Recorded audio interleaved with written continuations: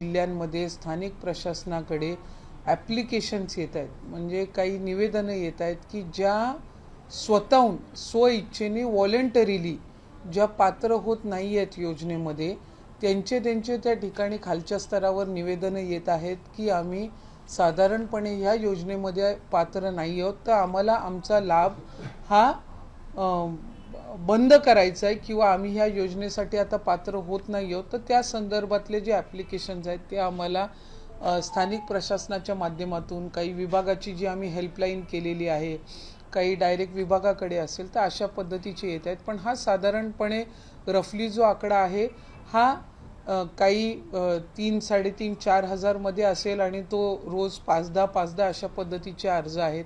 काही याच्यामधले डोमेसाईलचे आहेत, म्हणजे आत्ता लग्न होऊन ज्या इतर राज्यांमध्ये ज्या वास्तव्यास गेलेल्या आहेत, ऑगस्ट किंवा ज्या महिन्यामध्ये आम्ही लाभाची सुरुवात केली त्यावेळेला त्या अविवाहित होत्या आणि त्या राज्यामध्ये या ठिकाणी रहिवासी होत्या, त्या पद्धतीनं त्या लाभ घेत होत्या. काहींची इन्कम जे आहे 2.5 लाखापेक्षाचं उत्पन्न कदाचित त्यांचं जास्ती असेल किंवा आत्ता वाढलेलं असेल.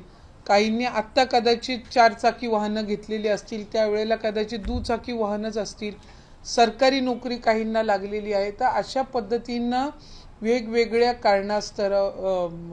कारणांनी त्यांनी खाली वेगवेगळ्या जे काही विंडोज आहेत त्याच्यामध्ये त्यांनी ॲप्लिकेशन केलेले आहेत. पण त्याच्यातूनही किंवा इतर जी काही आम्ही क्रॉस व्हेरिफिकेशन करत आहोत, कुठल्याही लाडक्या बहिणीचा लाभ हा आत्तापर्यंत शासनाने किंवा विभागाने परत घेतलेला नाही आहे. स्वइच्छेने व्हॉलंटरीली ज्या माझ्या लाडक्या बहिणी योजनेमध्ये पात्र नाही आहेत त्या स्वतःहून त्या ठिकाणी म्हणतात की आमचा लाभ जो आहे तो आपण त्या ठिकाणी परत घ्यावा किंवा आम्ही आता या योजनेसाठी आम्ही पात्र नाही आहोत, अशा पद्धतीचे जे ॲप्लिकेशन्स येत आहेत त्या संदर्भातली जी भूमिका आहे ती आम्ही वेळोवेळी स्पष्ट केलेली आहे.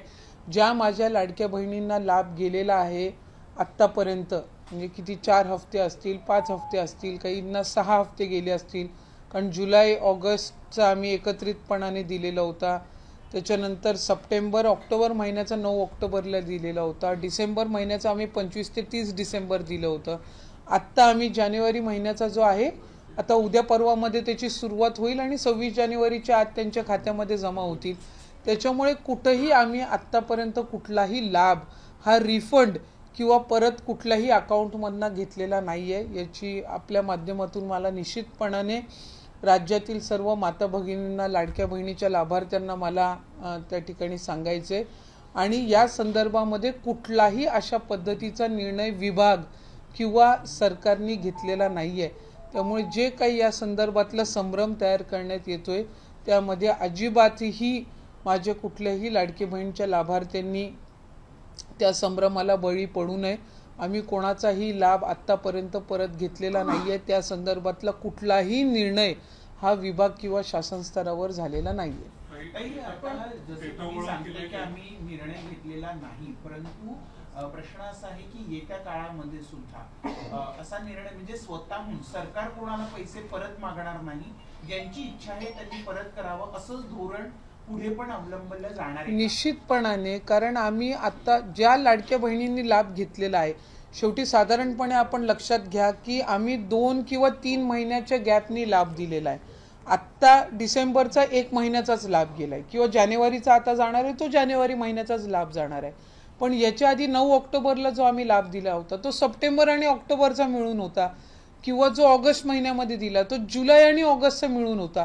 त्यामुळे 2-2, 3-3 महिन्याचे लाभ गेलेले आहेत. काहींचे व्हेरिफिकेशन स्क्रुटिनी होऊन जो 3 महिन्याचा कालावधी लागलाय त्यांना कदाचित 3 महिन्याचा एकत्र लाभ सुद्धा ऑक्टोबर महिन्यामध्ये मिळालेला आहे. आणि मग त्यावेळेला त्यांच्या काही लक्षात आलेलं आहे की बाबा आपलं काही ड्युप्लिकेशन झालेलं आहे अकाउंटचं. काहींचा आधार कार्ड त्यांच्या मुलाचा त्यांनी नंबर दिलेला स्थानिक पातळीवर असेल पण नाव त्यांचं दिलेलं होतं. तर अशा पद्धतीचं काही झालेलं आहे.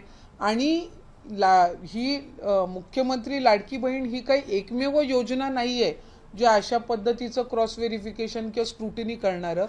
ही नवीन योजना आहे, 4-5 महिनेच झालेत योजना सुरू होऊन. म्हणून त्या संदर्भातले वेगवेगळे जे काही संभ्रम आहेत किंवा ज्या काही अफवा आहेत ते पसरवण्याचं काम होतंय. शासनाची आत्तापर्यंत कुठल्याही विभागाची तुम्ही